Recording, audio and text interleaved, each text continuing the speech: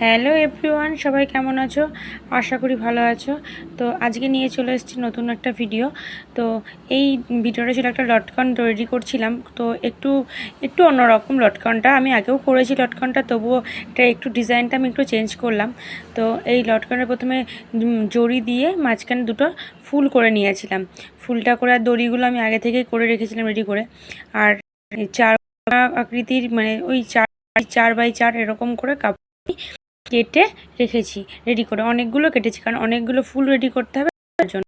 তো এগুলো আমি এক রকম ডিজাইন একটা ফুল রেডি করবো।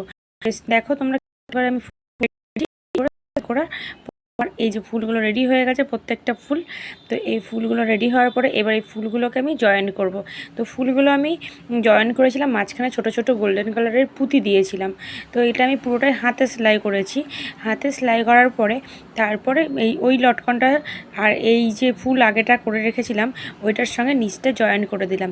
তো দুটো জয়েন করে দেওয়ার ফলে বেশ তোমরা সিম্পলি ওই যেটা পরে বানালাম এই যে ফুল এগুলো দিয়েও একটা লটকন হয়ে যায়। আমি একটু অন্যরকম করার জন্য ওপরে একটা ওই কড়ির মতন এই ফুলটা দিয়েছি। তো লটকন ডিজাইনটা তোমাদের কেমন লাগছে আমাকে অবশ্যই কমেন্ট বক্সে জানাবে।